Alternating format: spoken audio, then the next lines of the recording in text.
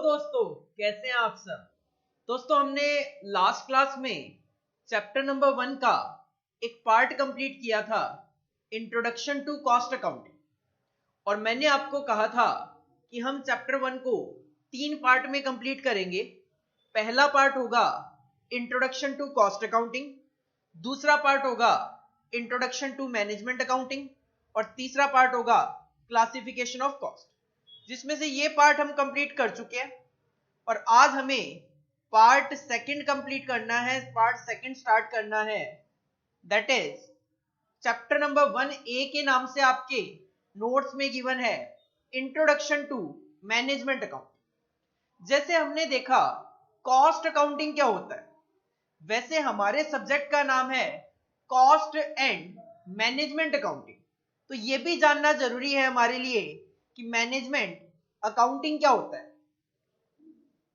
Management accounting क्या होता है सर, ये जो आप पार्ट करवा रहे हो इसके एग्जाम में आने की क्या वेटेज है, कितने नंबर तक का क्वेश्चन इसमें से आ सकता है।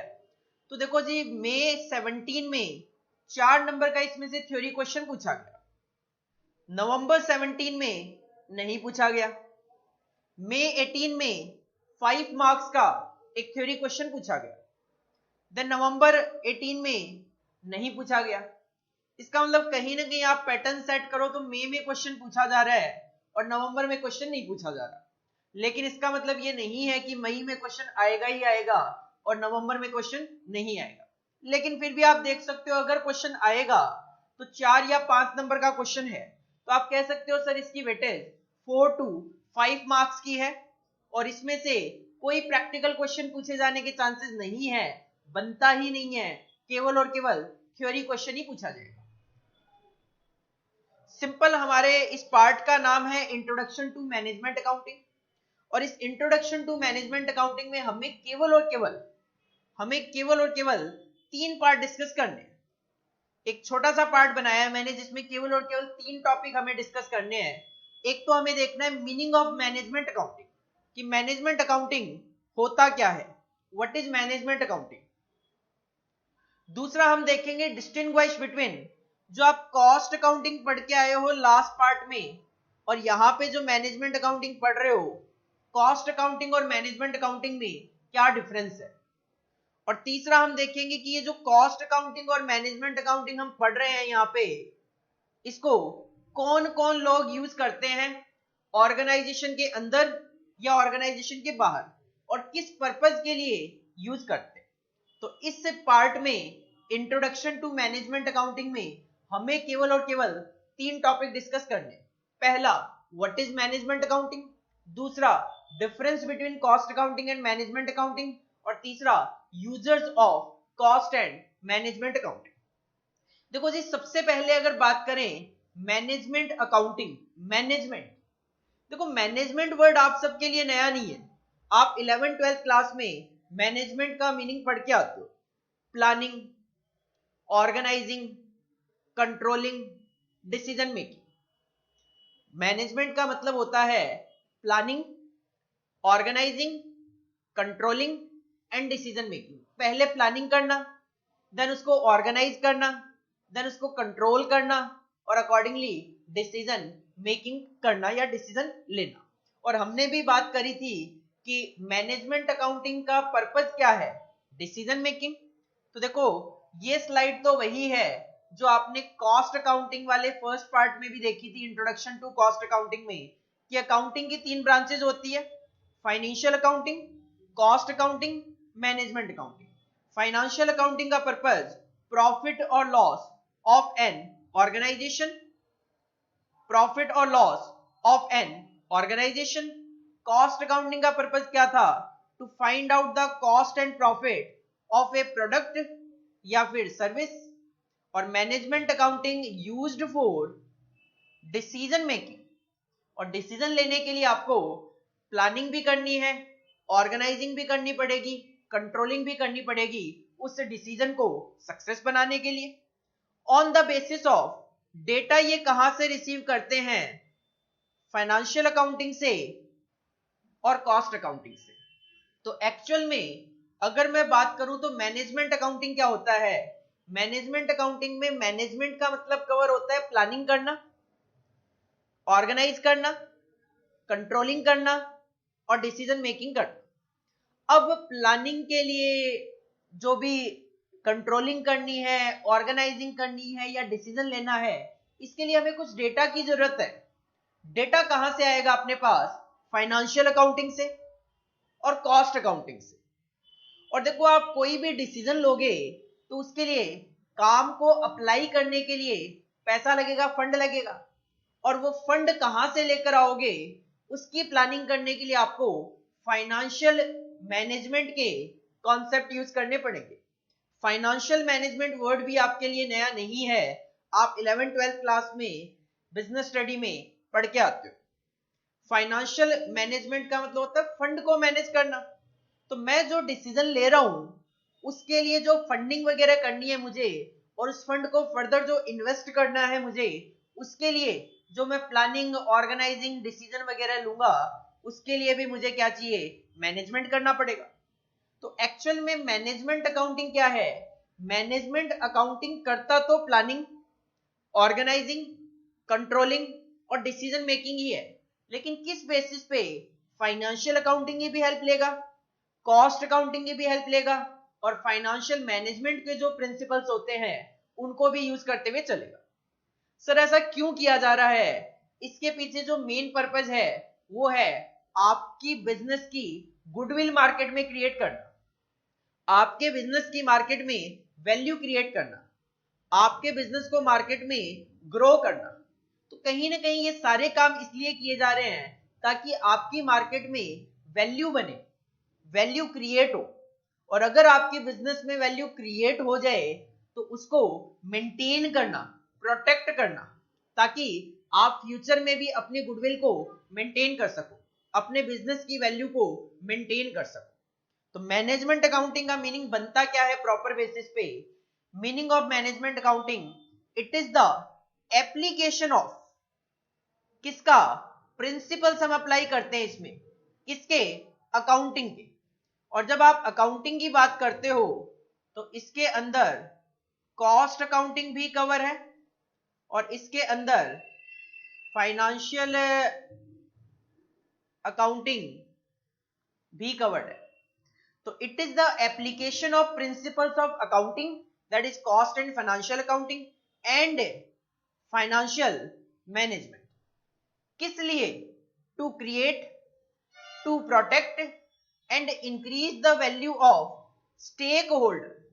स्टेक होल्डर की वैल्यू का मतलब सिंपल सी बात यह है, जिन लोगों ने मेरे बिजनेस में पैसा लगाया हुआ है, शेयर होल्डर्स वगैरह ने जिन्होंने मेरे बिजनेस में पैसा लगाया हुआ है, तो उन्होंने जितना पैसा लगाया है उसकी वैल्यू को इंक्रीज करना, उसकी वैल्यू को इंक्रीज करना। और सिंपल सी बात है, जब शेयर होल्डर्स की वैल्यू इंक्रीज होती है तो सिंपल सी बात है बिजनेस की वैल्यू भी इंक्रीज होती है। अगर एक इन्वेस्टर ने एक शेयर मार्केट से 10 रुपए का खरीदा और अगर उस शेयर का प्राइस 50 रुपए हो गए, तो कहीं ना कहीं होगा क्या? स्टेक होल्डर, शेयर होल्डर की वैल्यू तो बढ़ी, साथ में बिजनेस की वैल्यू भी तो बढ़ गई होगी। 1 लाख इंटू 10, जो 10 लाख रुपए वैल्यू थी बिजनेस की पहले, अगर वो मार्केट में आज सेल के लिए जाती है कंपनी बिजनेस, तो 1 लाख इंटू 50 लाख रुपए उस बिजनेस की वैल्यू मानी जाती है। It assist the management. Management accounting क्या करता है? मैनेजमेंट को असिस्ट करता है by providing relevant information. Management accounting का काम क्या है?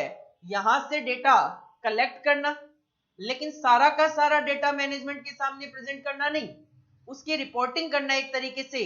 जो रेलिवेंट इंफॉर्मेशन होगी मैनेजमेंट के लिए वही केवल और केवल आगे फर्दर प्रोवाइड करना, ताकि उसके बेसिस पे मैनेजमेंट क्या कर सके? प्लानिंग कर सके, प्लानिंग के अकॉर्डिंगली ऑर्गेनाइज कर सके, देन उसको कंट्रोल कर सके, और जो भी डिसीजन लेने हैं वो डिसीजन ले सके।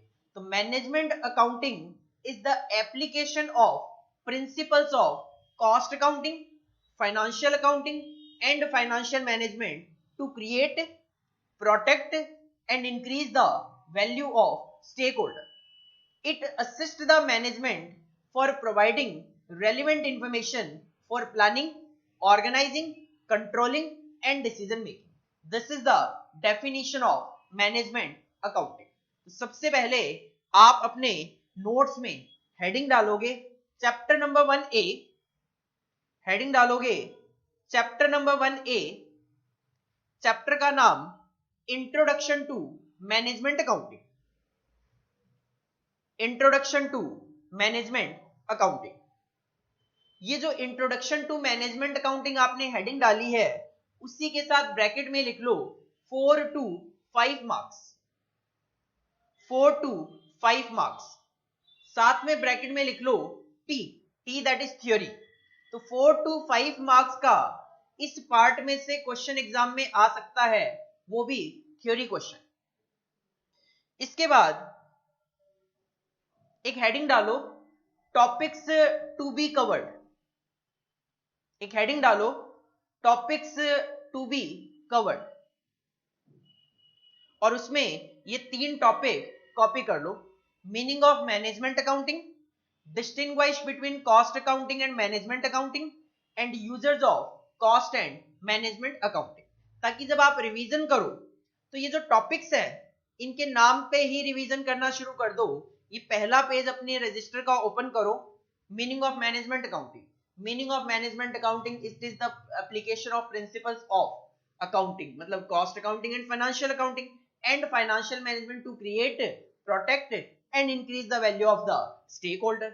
It assist the management for providing relevant information for planning, organising, controlling and decision making. तो यहीं से आपको रिवीजन करना है। अगर कुछ भूल जाओ आगे पेज ओपन करके अपना देख सकते हो। इसको कॉपी करो आप।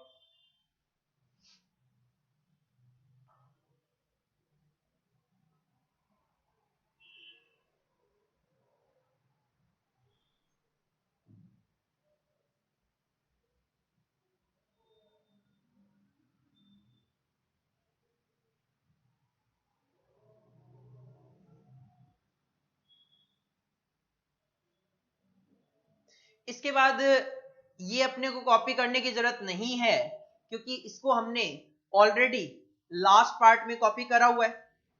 इसके बाद हेडिंग डालो first topic meaning of management accounting, heading डालो मीनिंग ऑफ मैनेजमेंट अकाउंटिंग, और इसी तरीके से चार्ट की फॉर्म में इसको कॉपी कर लो आप।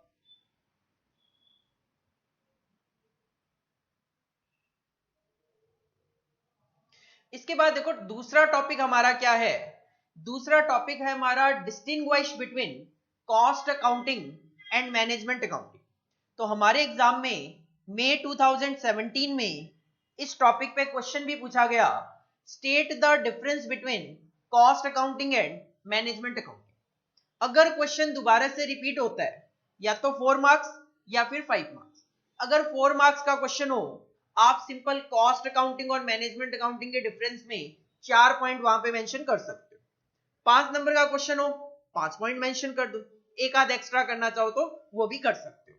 तो इश्यू ये है कि कॉस्ट अकाउंटिंग और मैनेजमेंट अकाउंटिंग में डिफरेंस क्या है। देखो देखते हैं। हमने कॉस्ट अकाउंटिंग पढ़ा लास्ट पार्ट में, और इस पार्ट में अभी अभी हम जस्ट केवल और केवल मैनेजमेंट अकाउंटिंग का मीनिंग देखकर आए। देखो जो कॉस्ट अकाउंटिंग है, कॉस्ट अकाउंटिंग का मेन टारगेट है कॉस्ट और प्रॉफिट की कैलकुलेशन करना। तो उसका सारा का सारा जो कंसंट्रेशन है वो मॉनिटरी बेसिस पे रहता है, क्वांटिटेटिव बेसिस पे रहता है। कितना बनाऊं, कितना बेचूं, कितनी कॉस्ट आनी चाहिए, कितना प्रॉफिट आना चाहिए। लेकिन जब मैनेजमेंट अकाउंटिंग की बात आती है, नो डाउट मैनेजमेंट जो डिसीजन लेते हैं प्रॉफिट कमाने के लिए लेते हैं, लेकिन ऐसा नहीं कि हाँ बस 1 साल में प्रॉफिट कमा लूं बात बन जाएगी। नहीं, कई बार ऐसा भी होता है मैनेजमेंट कुछ इस तरीके के डिसीजन लेते हैं कि स्टार्टिंग में 1-2 साल तो शायद हमें बिजनेस को अपना सेटअप करने में लग जाएंगे, जमाने में लग जाएंगे। तो स्टार्टिंग में तो हम अपने प्रोडक्ट को लॉसेज में भी सेल करते हैं, ताकि एक बार कस्टमर को आदत पड़ जाए, या फिर ब्रेक इवन पॉइंट पे भी सेल करते हैं no profit no loss situation में, कि एक बार कस्टमर को आदत तो पड़ जाए। और एक बार अगर आदत पड़ जाएगी 1-2 साल में, तो हम अपने बाद में प्राइसेस वगैरह थोड़ा सा इंक्रीज करके प्रॉफिट वगैरह कमाने की कोशिश करेंगे। जैसे आपके सामने बहुत अच्छा एग्जांपल है रिलायंस जियो का। जियो ने स्टार्टिंग में क्या किया, फ्री लॉन्च किया 6-8 महीनों तक। उसके बाद उन्होंने अपने प्राइसिंग प्लान वगैरह रखे, लेकिन आज भी बहुत लोग जियो यूज कर रहे हैं, लोगों को आदत पड़ गई जियो की, तो कहीं ना कहीं अब जियो अपना प्रॉफिट दिखाने लग गया। स्टार्टिंग में तो जियो के लॉसेज आते थे, लेकिन अब तो जियो के प्रॉफिट भी आने लग गए। तो पहला तो पॉइंट यही है, कॉस्ट अकाउंटिंग जो है वो केवल और केवल रिकॉर्ड करता है क्वांटिटेटिव एस्पेक्ट ओनली, कितना बनाया, कितनी कॉस्ट, कितना प्रॉफिट। जबकि मैनेजमेंट अकाउंटिंग जो है क्वांटिटेटिव एस्पेक्ट तो माइंड में रखता ही है, लेकिन ये क्वालिटेटिव एस्पेक्ट को भी रिकॉर्ड करते हुए चलता है। कस्टमर को क्वालिटी भी देनी पड़ेगी। कस्टमर को जब क्वालिटी दोगे तभी तो मार्केट में आपका नाम बनेगा। नाम बनेगा मतलब ब्रांड बनेगा, और ब्रांड बनेगा मतलब गुडविल बनेगी, और गुडविल को क्रिएट करना, प्रोटेक्ट करना और अपने बिजनेस की वैल्यू को बढ़ाना ही तो मैनेजमेंट अकाउंटिंग का पर्पस है। तो पहला डिफरेंस क्या बनता है, cost accounting records only quantitative aspect only, जबकि मैनेजमेंट अकाउंटिंग में qualitative and quantitative both aspect are considered. दूसरा पॉइंट, जो कॉस्ट अकाउंटिंग है, cost account focus attention on past और करंट। मेनली कॉस्ट अकाउंटिंग में क्या होता है, मेनली कॉस्ट अकाउंटिंग का पर्पस है कि जो मैं प्रोडक्ट बना चुका हूं उसकी कॉस्ट कैलकुलेट कर लूं, या जो प्रोडक्ट बन रहा है उसकी कॉस्ट कैलकुलेट कर लूं। तो मेनली पास्ट और करंट ऑपरेशन ध्यान में रखे जाते हैं, जबकि मैनेजमेंट अकाउंटिंग तो है ही डिसीजन मेकिंग, और डिसीजन मेकिंग पास्ट के लिए नहीं, हमेशा फ्यूचर के लिए की जाती है। तो management accounting concentrate on future. तो दूसरा पॉइंट क्या हुआ, कॉस्ट अकाउंटिंग का कॉन्सेंट्रेशन है पास्ट और करंट ऑपरेशन पे, जबकि मैनेजमेंट अकाउंटिंग का कॉन्सेंट्रेशन है फ्यूचर डिसीजंस पे। तीसरा point, cost accounts are generally kept voluntary. Cost account जो है नॉर्मली लोग वॉल्यूंटरी बेसिस पे रखते हैं, जबकि उनके लिए मैंडेटरी नहीं भी होता, लेकिन मैंडेटरी हो भी सकता है unless prescribed by cost accounting standards. जैसे मैंने पहले भी नाम लिया था कॉस्ट अकाउंटिंग स्टैंडर्ड्स, और कंपनीज एक्ट में कॉस्ट अकाउंटिंग रिकॉर्ड रूल्स है। कंपनीज एक्ट में CARR है, जो कहते हैं, एक क्राइटेरिया बनाया हुआ है वहां पे कि इन कंपनीज को कॉस्ट अकाउंटिंग रिकॉर्ड्स मेंटेन करने मैंडेटरी है। इसका मतलब कॉस्ट अकाउंटिंग रिकॉर्ड मैंडेटरी भी हो सकते हैं, वॉल्यूंटरीली भी हो सकते हैं, लेकिन maintenance of management accounting record जो है वो तो प्योरली वॉल्यूंटरी है। कंपनीज एक्ट या कोई भी एक्ट नहीं कहता कि मैनेजमेंट अकाउंटिंग आपको मेंटेन करते हुए चलना है। पहला point, cost accounting quantitative aspect को माइंड में रखता है, management accounting qualitative and quantitative aspect को माइंड में रखता है। दूसरा point, cost accounting past and current operation को लेकर चलता है, जबकि मैनेजमेंट अकाउंटिंग हमेशा फ्यूचर पे कॉन्सेंट्रेट करता है। तीसरा point, cost accounting generally voluntarily रखे जाते हैं, but as per companies act cost accounting record rules ये मैंडेटरी हो सकते हैं, लेकिन मैनेजमेंट अकाउंटिंग तो मैंडेटरी हो ही नहीं सकता, that is purely voluntary. 3 point हो गए। चौथा point, cost accounting is more concerned with short term planning. Cost accounting हमेशा शॉर्ट टर्म प्लानिंग करके चलता है। शॉर्ट टर्म में कॉस्ट कितनी आएगी, या 2 महीने, 4 महीने, 6 महीने, ज्यादा से ज्यादा 12 महीनों के लिए। लेकिन मैनेजमेंट अकाउंटिंग का तो पर्पस है गुडविल क्रिएट करना, और गुडविल शॉर्ट टर्म में क्रिएट करने के साथ साथ लॉन्ग टर्म को भी ध्यान में रखते हुए चलती है। भले ही 12 महीने प्रॉफिट ना भी कमाए जाए चलेगा, लेकिन फ्यूचर में 5-10 साल बाद अपना मार्केट में ब्रांड बन जाना चाहिए। तो management accounting is concerned equally, short term को तो माइंड में ये लेके चलता ही है, 2 महीने 4 महीने के लिए तो प्लानिंग करेंगे ही करेंगे, लेकिन लॉन्ग रेंज प्लानिंग भी यहाँ पे की जाती है। 2 साल, 4 साल, 10 साल के बाद मार्केट में क्या होगा, हमारी सिचुएशन, उसको भी ध्यान में रखा जाता है। तो कॉस्ट अकाउंटिंग हमेशा शॉर्ट टर्म प्लानिंग करके चलता है, जबकि मैनेजमेंट अकाउंटिंग शॉर्ट टर्म के साथ साथ लॉन्ग टर्म प्लानिंग भी करके चलता है। फिफ्थ पॉइंट है, कॉस्ट अकाउंटिंग सिस्टम जो है हमने लास्ट क्लास में देखा था कॉस्ट अकाउंटिंग सिस्टम को इंस्टॉल करते वक्त किन किन फैक्टर्स को ध्यान में रखा जाए, और क्या उन फैक्टर्स में ऐसा कहीं लिखा हुआ था कि कॉस्ट अकाउंटिंग सिस्टम को इंस्टॉल करते वक्त मैनेजमेंट अकाउंटिंग अच्छा होना चाहिए? नहीं, मैनेजमेंट अकाउंटिंग का वहां पे कोई जिक्र नहीं था। क्यों नहीं था? Cost accounting system can be installed without A proper management accounting system. अगर ऑर्गेनाइजेशन में मैनेजमेंट अकाउंटिंग सिस्टम ना भी हो तो भी कॉस्ट अकाउंटिंग सिस्टम को इंस्टॉल तो किया जा सकता है, क्योंकि कॉस्ट अकाउंटिंग को मैनेजमेंट अकाउंटिंग से कोई डेटा नहीं चाहिए, लेकिन मैनेजमेंट अकाउंटिंग को डिसीजन मेकिंग के लिए कॉस्ट अकाउंटिंग से डेटा चाहिए। तो मैनेजमेंट अकाउंटिंग जो है can not be installed without A proper cost accounting system. तो कॉस्ट अकाउंटिंग सिस्टम को इंस्टॉल करने के लिए प्रॉपर मैनेजमेंट अकाउंटिंग सिस्टम हो या ना हो चलेगा, लेकिन मैनेजमेंट अकाउंटिंग को तो डिसीजन मेकिंग के लिए कॉस्ट अकाउंटिंग सिस्टम की जरूरत पड़ेगी ही पड़ेगी। और लास्ट पॉइंट है, कॉस्ट अकाउंटिंग जो है इट एम्स, इसका मेन टारगेट है measuring the economic performance of cost centre. इसका मेन टारगेट है कॉस्ट सेंटर की परफॉर्मेंस को मेजर करना कि परचेज मैनेजर की कॉस्ट 5 रुपए आनी चाहिए थी, कहीं ज्यादा तो नहीं आ गई, कम है, क्या कारण है, उसकी परफॉर्मेंस को मेजर करके चलता है। जबकि मैनेजमेंट अकाउंटिंग जो है वो तो management accounting includes accounting information system which covers, इसमें फाइनेंशियल अकाउंटिंग भी कवर्ड है, इसमें कॉस्ट अकाउंटिंग भी कवर्ड है, इसमें फाइनेंशियल मैनेजमेंट भी कवर्ड है। तो आप कह सकते हो कि कॉस्ट अकाउंटिंग का मेन कंसंट्रेशन तो कॉस्ट पे है, केवल कॉस्ट अकाउंटिंग इसमें कवर्ड है, जबकि मैनेजमेंट अकाउंटिंग में financial accounting, cost accounting, financial management, इन सबके प्रिंसिपल यूज किए जाते हैं। तो क्वेश्चन ये अराइज होता है, what is the cost accounting and management accounting differences, what is the distinguish between cost accounting and management accounting. सिर्फ पहला point, cost accounting consider quantitative aspect only, management accounting consider quantitative and qualitative aspects both.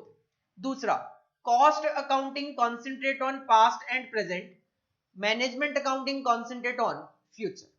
तीसरा point, cost accounting mainly जो होता है वो cost accounting record rules के accordingly भी maintain किया जा सकता है और जनरली वॉलंटरीली भी मेंटेन किया जा सकता है, लेकिन मैनेजमेंट अकाउंटिंग तो हमेशा वॉलंटरीली ही मेंटेन किया जाता है। चौथा पॉइंट, कॉस्ट अकाउंटिंग केवल शॉर्ट टर्म प्लानिंग करके चलता है, जबकि मैनेजमेंट अकाउंटिंग शॉर्ट टर्म के साथ साथ लॉन्ग टर्म प्लानिंग भी कंसीडर करके चलता है। Fifth point, cost accounting system को इंस्टॉल करने के लिए प्रॉपर मैनेजमेंट अकाउंटिंग सिस्टम की जरूरत नहीं है, लेकिन मैनेजमेंट अकाउंटिंग सिस्टम इंस्टॉल करने के लिए प्रॉपर कॉस्ट अकाउंटिंग सिस्टम होना जरूरी है। और लास्ट पॉइंट है, कॉस्ट अकाउंटिंग सिस्टम जो परफॉर्मेंस वगैरह पे ध्यान देता है वो होता है मेनली कॉस्ट अकाउंटिंग के प्रिंसिपल यूज होते हैं, जबकि मैनेजमेंट अकाउंटिंग की बात करें तो वो तो financial accounting, cost accounting, financial management, इन सब के प्रिंसिपल्स को यूज करते हुए चलता है। तो 6 पॉइंट हमने यहाँ पे डिस्कस किए हैं।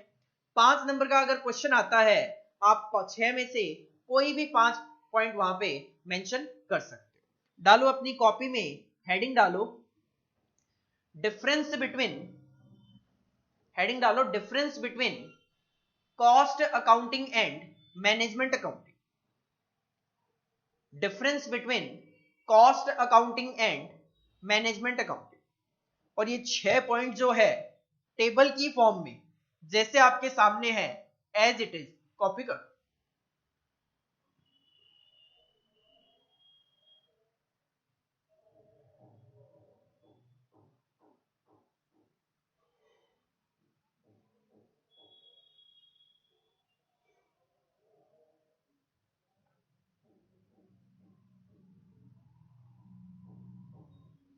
इसके बाद इस पार्ट में तीसरा और जो लास्ट टॉपिक है वो है users of cost and management accounting. Last part में जो आपने कॉस्ट अकाउंटिंग पढ़ा और इस पार्ट में जो हम मैनेजमेंट अकाउंटिंग पढ़ रहे हैं, ये जो कॉस्ट एंड मैनेजमेंट अकाउंटिंग है इसके डेटा को कौन यूज करते हैं और क्यों यूज करते हैं। देखो, सबसे पहले तो कॉस्ट एंड मैनेजमेंट अकाउंटिंग को यूज इंटरनल यूजर्स भी हो सकते हैं इसके, और इसके एक्सटर्नल यूजर्स भी हो सकते हैं। इंटरनल यूजर्स का मतलब कंपनी के अंदर के ही बंदे जब कॉस्ट एंड मैनेजमेंट अकाउंटिंग को यूज कर रहे हैं, दैट इज इंटरनल यूजर्स। और अगर बाहर के लोग इसको यूज कर रहे हैं, these are known as external users. Internal users में कौन कौन हो सकता है? मैनेजर्स इस डेटा को यूज कर सकते हैं, ऑपरेशनल लेवल स्टाफ जो है इनको कॉस्ट एंड मैनेजमेंट अकाउंटिंग की जरूरत पड़ सकती है। ऑपरेशनल लेवल स्टाफ पे normally supervisor, foreman, team leaders ये लोग कवर होते हैं और एम्प्लॉइज यूज कर सकते हैं। एक्सटर्नली अगर बात करें, रेगुलेटरी अथॉरिटी यूज कर सकती है, गवर्नमेंट हो गई।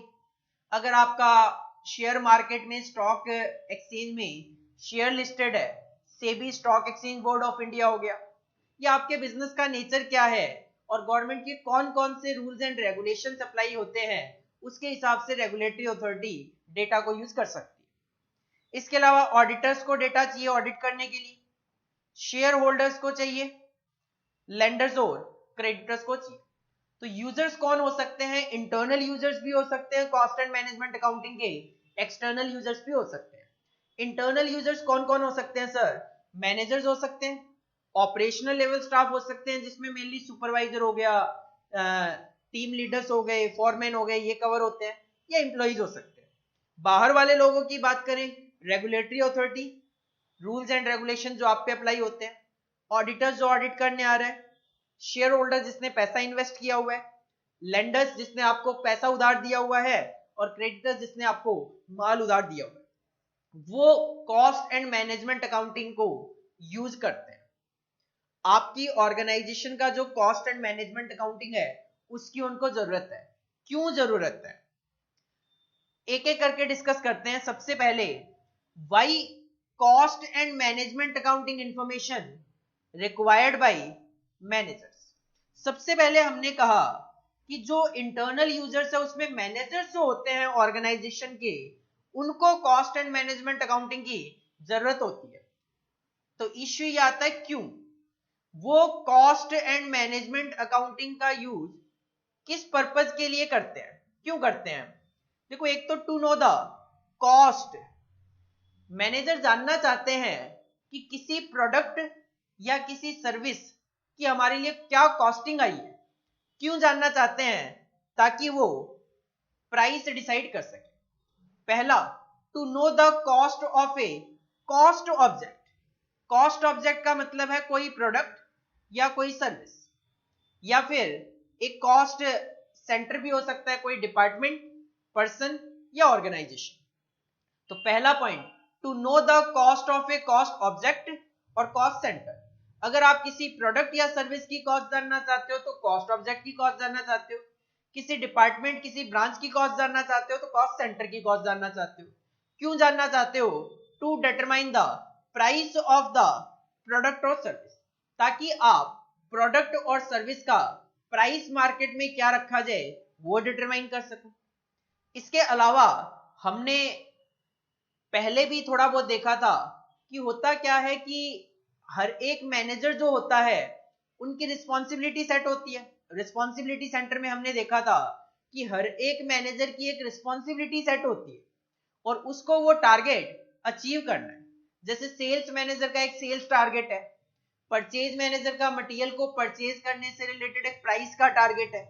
तो टू मेजर द, मैनेजर क्या करेगा, उस डेटा के बेसिस पे मेजर करेगा, measure the performance of responsibility centre. जब कॉस्ट अकाउंटिंग होगा तभी तो मैनेजर के पास डेटा आएगा। कौन सा डेटा आएगा? जो सेट किया गया था और जो एक्चुअल में हुआ, जिसके बेसिस पे मैनेजर क्या करेगा, रिस्पॉन्सिबिलिटी सेंटर की परफॉर्मेंस को मेजर करेगा। चौथा पॉइंट, प्रॉफिट जानना चाहते हैं कि प्रोडक्ट वाइज क्या प्रॉफिट कमा रहे हैं, डिपार्टमेंट वाइज क्या प्रॉफिट कमा रहे हैं, कस्टमर वाइज क्या प्रॉफिट कमा रहे हैं। तो प्रॉफिटेबिलिटी जानना चाहते हैं अलग अलग तरीके से, product wise, department wise, customer wise. और finally of course to evaluate the alternative and make decisions. Organisation में मैनेजर जो है, सिंपल सी बात है, अगर ऑर्गेनाइजेशन 50 करोड़ रुपए इन्वेस्ट करना चाहती है तो मार्केट में बहुत सारे सेक्टर्स हैं जिसमें पैसा इन्वेस्ट किया जा सकता है। तो इश्यू है कि फार्मा सेक्टर में पैसा इन्वेस्ट किया जाए कि स्टील सेक्टर में। तो जो हमारे सामने ऑल्टरनेटिव्स होंगे हम उसको इवेल्युएट करेंगे कि किस सेक्टर में पैसा लगाना ज्यादा बेटर है एंड अकॉर्डिंगली डिसीजन लेंगे। लेकिन उसके लिए क्या चाहिए, हमें डेटा चाहिए, और वो डेटा कहां से आए, कॉस्ट एंड मैनेजमेंट अकाउंटिंग से आएगा। तो why cost and management accounting information required by manager. Cost object that is product और सर्विस की कॉस्ट या कॉस्ट सेंटर की कॉस्ट कैलकुलेट करना, क्यों, ताकि प्राइस का डिटर्मिनेशन हो सके, साथ में परफॉर्मेंस मेजर की जा सके रिस्पॉन्सिबिलिटी सेंटर की, प्रॉफिट कैलकुलेट किया जा सके product wise, customer wise, department wise, and जो भी उनके सामने ऑल्टरनेटिव होंगे वो उनको इवेल्युएट कर सके और उसके बेसिस पे डिसीजन ले सके। तो this is the use of cost and management accounting for the managers, जिसकी वजह से मैनेजर को कॉस्ट एंड मैनेजमेंट अकाउंटिंग की जरूरत पड़ती है। मैनेजर के बाद जो सेकंड पर्सन है वो है इंटरनल यूजर में ऑपरेशनल लेवल स्टाफ, सुपरवाइजर हो गया, फोरमैन हो गया, टीम लीडर हो गए। ये किस लिए, क्यों कॉस्ट एंड मैनेजमेंट अकाउंटिंग की इनको जरूरत पड़ती है,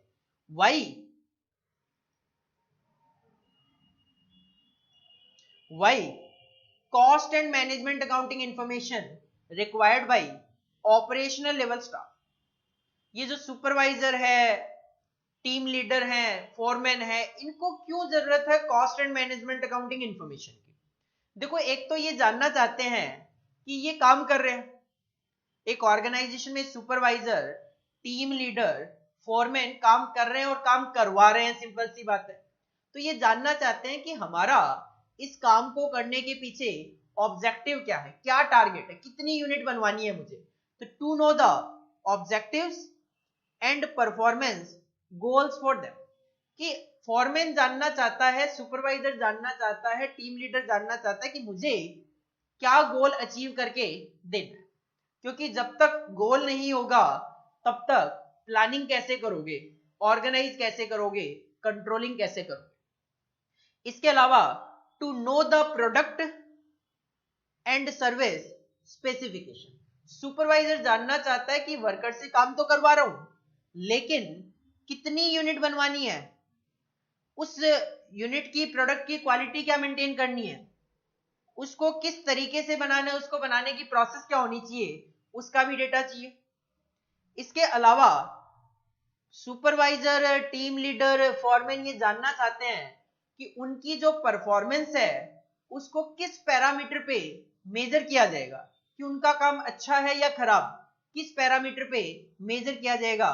तो to know the performance parameter against which their performance is measured, कि हम जो काम कर रहे हैं, जो मैनेजर है, मैनेजमेंट लेवल के बंदे हैं, वो हमारे काम को, हमारी परफॉर्मेंस को किस बेसिस पे मेजर करेंगे, कॉस्ट बेसिस पे मेजर करेंगे या फिर प्रॉफिट बेसिस पे मेजर किया जाएगा या रिटर्न और इन्वेस्टमेंट बेसिस पे मेजर किया जाएगा, जो कि लास्ट पार्ट में आपने रिस्पॉन्सिबिलिटी सेंटर देखे थे, एंड इवेल्युएट। तो ये जानना चाहते हैं कि उनके काम को किस पैरामीटर पे परफॉर्मेंस को मेजर किया जाएगा। और फाइनली वो जानना चाहते हैं, अगर वो एक डिवीजन हो जिसमें सुपरवाइजर का ही कंट्रोल है, तो हर एक डिवीजन का क्या प्रॉफिट है या फिर क्या प्रॉफिट कमा के देना है, वो भी वो जानना चाहते हैं। जब प्रॉफिट सेंटर की बात आएगी तो प्रॉफिट सेंटर जानना चाहता है मुझे कितना प्रॉफिट कमा के देना है, बाकी जो डिविजन्स हैं वो कितना कितना प्रॉफिट कमा रही है। तो ये सारी चीजें ऑपरेशनल लेवल स्टाफ जानना चाहता है। क्या operational level staff cost and management accounting की इंफॉर्मेशन को क्यों जानना चाहता है? पहला पॉइंट, मेरा टारगेट क्या है। दूसरा, कितनी यूनिट बनानी है, किस तरीके से बनानी है, उसकी क्वालिटी क्या मेंटेन करनी है।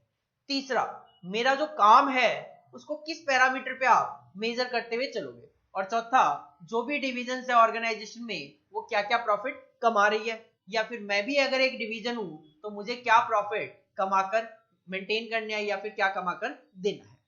तो these are the 4 reasons, 4 informations which is required by the operational level staff from cost and management accounting.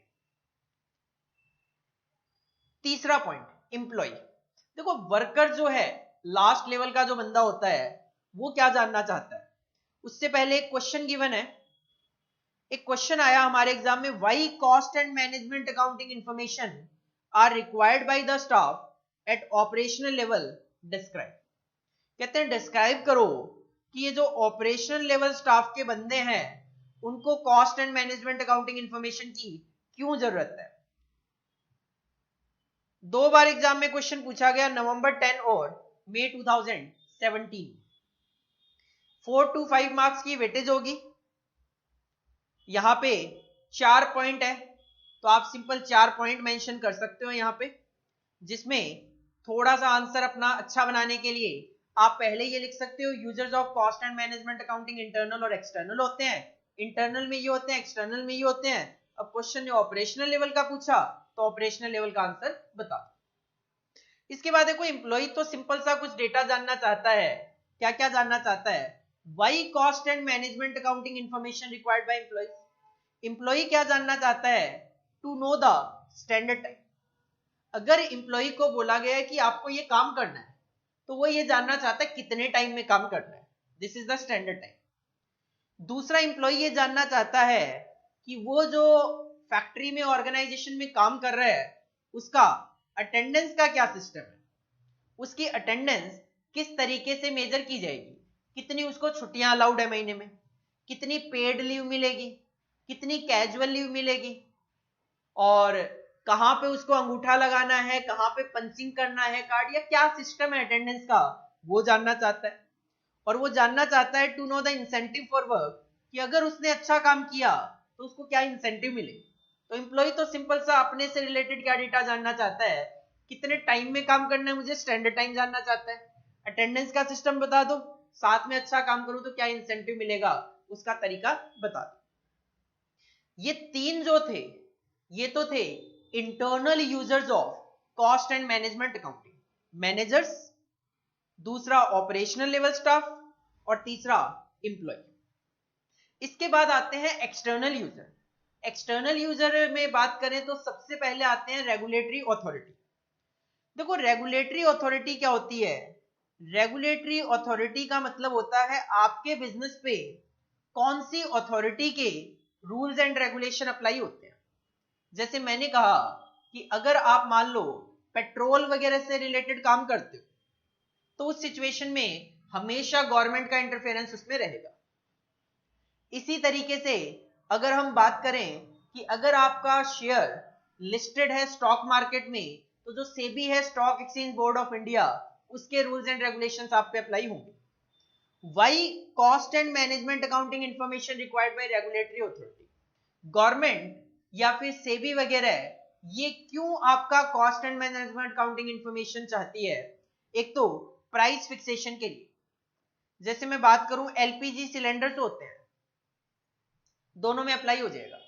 LPG cylinder के जो प्राइसेस हैं उसको फिक्स करने में गवर्नमेंट का इंटरवेंशन होता है, तभी तो 5 रुपए गवर्नमेंट ने प्राइस बढ़ा दिए, 10 रुपए गवर्नमेंट ने प्राइस कम कर दिए, ये चीज हम न्यूज में सुनते हैं। लेकिन हम सभी को पता है, सभी घरों में एलपीजी यूज भी करते हैं, सुनते भी हैं कि जो उसका प्राइस फिक्स किया गया है 800 850 रुपए, नॉर्मली हम जो मिडिल क्लास लोग हैं वो उसको पे नहीं करते, हमें कम पे करना पड़ता है। होता क्या है, हम सिलेंडर जो आता है या गैस पाइपलाइन जो बिल है उसके लिए पेमेंट तो ज्यादा करते हैं, लेकिन हमारे अकाउंट में सब्सिडी आ जाती है गवर्नमेंट की तरफ से। तो कहीं ना कहीं गवर्नमेंट प्राइस फिक्सेशन के लिए कॉस्ट का डेटा जानना चाहती है, और कितनी सब्सिडी दी जाए कस्टमर को उसको भी कैलकुलेट करने के लिए आपको कॉस्ट एंड मैनेजमेंट अकाउंटिंग के डेटा की जरूरत पड़ने वाली। इसके अलावा नेक्स्ट एक्सटर्नल यूजर की बात करें तो वो है ऑडिटर्स। ऑडिटर को तो देखो केवल और केवल एक काम के लिए कॉस्ट एंड मैनेजमेंट अकाउंटिंग का डेटा चाहिए। उसको अगर आपने अपॉइंट किया है तो उसका पर्पज है रिपोर्टिंग करना, तो उसको रिपोर्टिंग के लिए कॉस्ट एंड मैनेजमेंट अकाउंटिंग का डेटा चाहिए। नेक्स्ट आता है शेयर होल्डर्स को डेटा क्यों चाहिए। शेयर होल्डर ने अपना पैसा लगा रखा है आपके बिजनेस में, तो कहीं आप कोई ऐसा डिसीजन ना ले लो जिसकी वजह से कंपनी डूब जाए और शेयर होल्डर का सारा पैसा डूब जाए। तो शेयर होल्डर क्या चाहता है, shareholder are concern with information, उन इंफॉर्मेशन को जानना चाहता है which effect their investment in entity, कि कहीं आप कोई ऐसा इन्वेस्टमेंट डिसीजन ना ले लो जिससे कि शेयर होल्डर का जो पैसा इन्वेस्टमेंट हुआ है वो अफेक्ट हो, अफेक्ट हो मतलब गलत तरीके से अफेक्ट हो। अच्छा होगा उसकी इंफॉर्मेशन तो जानना चाहता ही है, लेकिन बुरा हो उसकी ज्यादा इंफॉर्मेशन वो जानना चाहता है। कंपनी अगर 10 ब्रांचेस खोलकर काम कर रही है, अगर 2 ब्रांच वो बंद करना चाहती है तो शेयर होल्डर को हो सकता है उसकी वजह से इफेक्ट पड़े, क्योंकि आने वाले टाइम में हो सकता है मार्केट में गुडविल कम हो जाए, बिजनेस की वैल्यू कम हो जाए, शेयर होल्डर उसका डेटा जरूर जानना चाहेगा।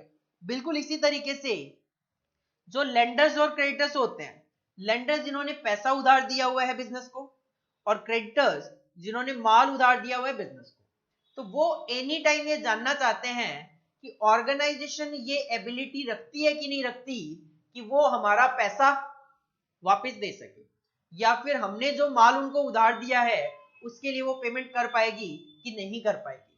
तो lenders and creditor are concern with information which affect the ability of the organisation to pay their debts. अगर बिजनेस के पास पैसा ही नहीं होगा, कैश ही नहीं होगा, बिजनेस के पास एसेट्स ही नहीं होगी, तो बिजनेस किस तरीके से लेंडर्स का पैसा चुका पाएगा, किस तरीके से क्रेडिटर्स का पेमेंट कर पाएगा।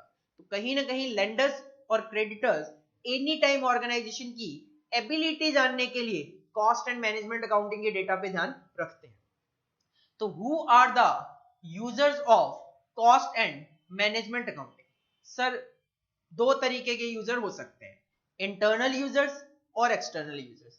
3 इंटरनल यूजर्स हैं और 4 एक्सटर्नल यूजर्स हैं। इंटरनल यूजर्स में मैनेजर्स, ऑपरेशनल लेवल स्टाफ और एम्प्लॉइज। एक्सटर्नल यूजर्स में regulatory authority, share holders, lender creditors and auditors. Managers, managers को इंफॉर्मेशन क्यों चाहिए? कॉस्ट जानने के लिए, ताकि वो प्राइस डिटरमाइन कर सके, परफॉर्मेंस मेजरमेंट कर सके रिस्पॉन्सिबिलिटी सेंटर का, प्रॉफिट कैलकुलेट कर सके product wise, customer wise, department wise, and to evaluate the alternatives and make decision. Operational level बंदों को क्या चाहिए? मेरा गोल क्या है, कितना बनाना है, क्या क्वालिटी मेंटेन करनी है, किस प्रोसेस के अकॉर्डिंगली बनाना है, मैं जो काम कर रहा हूं मेरी परफॉर्मेंस किस पैरामीटर पे मेजर की जाएगी, और जो भी डिविजन्स है वो कितना प्रॉफिट कमा रही है और मुझे कितना प्रॉफिट कमा के देना है। इसके बाद एम्प्लॉई जो है वो जानना चाहता है कि स्टैंडर्ड टाइम बता दो मुझे, अटेंडेंस का सिस्टम बता दो, और अच्छा काम करूं तो क्या इंसेंटिव मिलेगा वो बता दो। रेगुलेटरी अथॉरिटी प्राइस फिक्सेशन और सब्सिडी कैलकुलेट करने के लिए जानना चाहती है। ऑडिटर रिपोर्टिंग पर्पज के लिए, शेयर होल्डर इसलिए ताकि उसके इन्वेस्टमेंट पे अगर कोई डिसीजन पे इफेक्ट पड़ रहा हो तो उसको पता चल जाए, और लेंडर्स और क्रेडिटर्स इसलिए जानना चाहते हैं कि कहीं ऑर्गेनाइजेशन की एबिलिटी पे तो किसी डिसीजन का कोई फर्क नहीं पड़ रहा है। हाँ जी, कॉपी करना स्टार्ट करो। हेडिंग डालो users of cost and management accounting. Heading डालो users of cost and management accounting, और सिमिलर ये जो चार्ट की फॉर्म में बना हुआ है इसको कॉपी कर लो। Internal, external, 3 internal 4 external.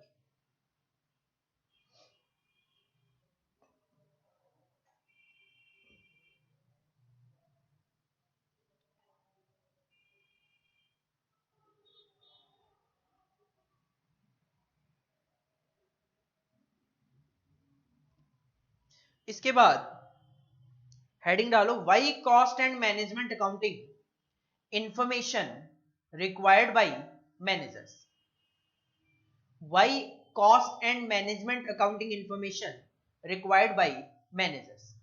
1 2 3 4 5 5 point है, 500 पॉइंट कॉपी करो।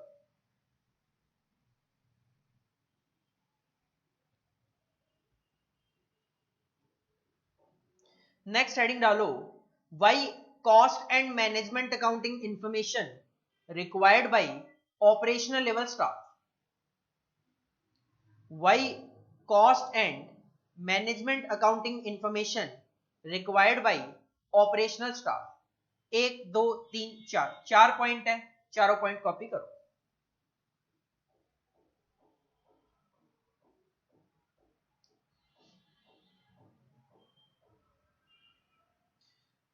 नेक्स्ट ये क्वेश्चन आया हुआ है आपके एग्जाम में। इसके बाद हेडिंग डालो why cost and management accounting information required bye employees. Employees 3 point है, तीनों पॉइंट कॉपी करो। देखो कई बार स्टूडेंट्स क्या करते हैं, स्टूडेंट ये थ्योरेटिकल पोर्शन में यहां पे करवा रहा हूं, आपके पास जो नोट्स हैं उसमें भी ये सारी चीजें लिखी हुई है। तो स्टूडेंट्स क्या करते हैं, स्टूडेंट वीडियो ओपन कर लेते हैं और साथ में ये जो मेरे नोट्स में लिखा हुआ है इसको ओपन कर लेते हैं। अब देखो कॉस्ट एंड मैनेजमेंट अकाउंटिंग का जो सब्जेक्ट है वो थ्योरेटिकल तो नहीं है पूरा का पूरा। अगर पूरा का पूरा थ्योरेटिकल हो तब तो चलो ठीक है कि पूरा का पूरा एक थ्योरी सब्जेक्ट लिखना शायद आपके लिए थोड़ा मुश्किल लग रहा हो, बट कुछ ही टॉपिक है थ्योरेटिकली जो हमें लिखने हैं। अब देखो उन स्टूडेंट को दिक्कत क्या आती है जो कि वीडियो ओपन कर लेते हैं, नोट्स ओपन कर लेते हैं, उसमें पढ़ते रहते हैं, मैं जो करा रहा हूं वो करते रहते हैं। उनको दिक्कत तब आती है जब एग्जाम से पहले रिवीजन की बात आती है। प्रैक्टिकल क्वेश्चन तो अपने नोट्स और जो आपने रजिस्टर बनाए हुए हैं उनसे आप रिवाइज करते हो। थ्योरेटिकल पार्ट आपने उसमें रजिस्टर में लिखा हुआ नहीं है तो आप ढूंढोगे कहां कहां कौन कौन सा थ्योरी क्वेश्चन है जो कि इंपॉर्टेंट है, वो मैं कर लेता हूं। तो कहीं ना कहीं आपको दिक्कत फेस करनी पड़ेगी। इससे बेटर क्या है, जब मैं यहां पे बोल रहा हूं कि लिखो तो लिख लो रजिस्टर के अंदर, ताकि आपका माइंड एक तरीके से तो बिल्कुल क्लियर है कि थ्योरेटिकल जो पार्ट है उसके लिए तो मुझे नोट्स ओपन करने की जरूरत ही नहीं है। मुझे अपना रजिस्टर ओपन करना है जिसमें मैंने सब कुछ थ्योरेटिकली लिखा हुआ है, थ्योरी क्वेश्चंस है मेरे पास, कॉन्सेप्ट इसके अंदर मेरे पास लिखे हुए हैं, और जो प्रैक्टिकल क्वेश्चंस हैं उनके आंसर मेरे रजिस्टर में है। केवल और केवल क्वेश्चन देखने के लिए मुझे ये बुक्स रेफर करनी पड़ रही है सर की। बुक्स ओपन करो केवल और केवल क्वेश्चन को देखने के लिए, बाकी सारे की सारी चीजें आपके पास अपने रजिस्टर में होनी चाहिए। तो कॉपी किया करो इन चीजों को।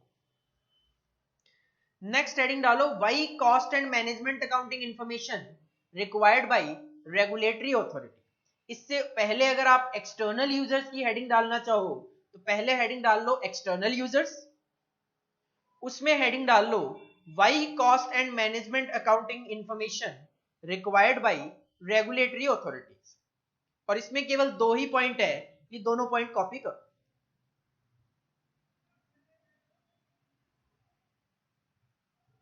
तो आलस नहीं करना अपने को कॉपी करना है, ताकि बाद में जब रिवीजन की बात आए हम बहुत इजीली अपना रिवीजन कंप्लीट कर लेंगे। इसके बाद हेडिंग डालो auditors, why cost and management accounting information required bye auditors. और एक सिंपल सा पॉइंट है, ऑडिटर्स को तो वैसे भी रिपोर्टिंग पर्पस के लिए ही डेटा की जरूरत होती है।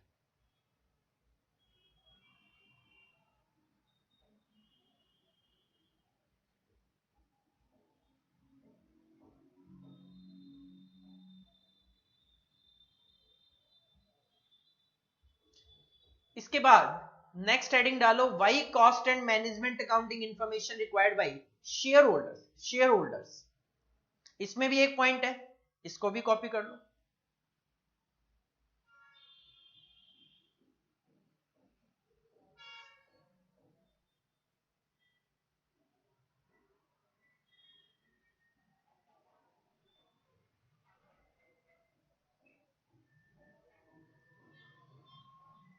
इसके बाद है लेंडर्स एंड क्रेडिटर्स। लास्ट जो पॉइंट है वो है why cost and management accounting information required by lenders and creditors.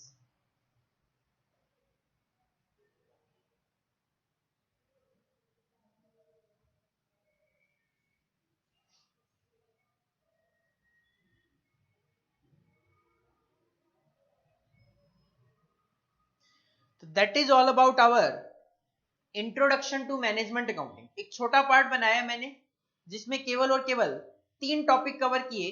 What is management accounting, what is the difference between cost accounting and management accounting, and who are the users of cost and management accounting, and why they require information of cost and management accounting. सबसे पहले what is management accounting? तो it is the application of principles of accounting and financial management to create, protect and increase the value of stakeholders. It assists the management for providing relevant information for planning, organizing, controlling and decision making. This is the management accounting. What is the difference between cost accounting and management accounting? Sir 6 point थे difference के. पहला quantitative aspect, qualitative and quantitative aspect, past and present, only future, short term planning, short term and long term. Mandatory हो सकता है, mandatory कभी हो ही नहीं सकता, हमेशा वॉलंटरीली ही चलता है. कॉस्ट अकाउंटिंग को मैनेजमेंट अकाउंटिंग की जरूरत नहीं है इंस्टॉल करने के लिए, लेकिन मैनेजमेंट अकाउंटिंग इंस्टॉल करने के लिए अच्छा कॉस्ट अकाउंटिंग सिस्टम होना जरूरी है. और कॉस्ट अकाउंटिंग का मेन कंसंट्रेशन केवल कॉस्ट सेंटर पे है, कॉस्ट अकाउंटिंग के प्रिंसिपल को अप्लाई करने पे है, जबकि management accounting, cost accounting, financial accounting, financial management के प्रिंसिपल्स यूज करता है. सर तीसरा छोटा सा पॉइंट था users of cost and management accounting, internal user, external user. Internal में managers, operational level staff, employees. External regulatory authority, auditors, shareholders, creditors and lenders. Managers को data क्यों चाहिए? कॉस्ट जानने के लिए, ताकि वो सेलिंग प्राइस डिटरमाइन कर सके, प्रॉफिट कैलकुलेट कर सके customer wise, product wise and department wise, performance measure कर सके रिस्पॉन्सिबिलिटी सेंटर्स की, और जो भी ऑल्टरनेटिव उनके सामने है उनको इवेल्युएट करके डिसीजन ले सके. ऑपरेशनल लेवल स्टाफ जानना चाहता है उसका गोल क्या है, दूसरा कितना बनाना है, कैसे बनाना है, और क्वालिटी उसकी क्या मेंटेन करनी है, तीसरा उसकी परफॉर्मेंस का पैरामीटर क्या होगा, और चौथा डिविजनल प्रॉफिटेबिलिटी क्या है. इसके बाद एम्प्लॉय सिंपल अपना स्टैंडर्ड टाइम जानना चाहता है, अटेंडेंस सिस्टम जानना चाहता है और वर्क इंसेंटिव जानना चाहता है. Regulatory authority price fixation and subsidy के लिए, ऑडिटर्स रिपोर्टिंग के लिए, शेयर होल्डर्स ताकि उनका अगर इन्वेस्टमेंट की वैल्यू पे कोई फर्क पड़े वो डेटा जानना चाहता है, लेंडर्स और क्रेडिटर्स ऑर्गेनाइजेशन की एबिलिटी ऑफ पेमेंट जानना चाहते हैं. तो this is all about introduction to management accounting. इसको आप नेक्स्ट क्लास में रिवाइज करके आओ. 2 part, introduction to cost accounting, introduction to management accounting, next class में आने से पहले आपको याद होने चाहिए. Thank you, all the best.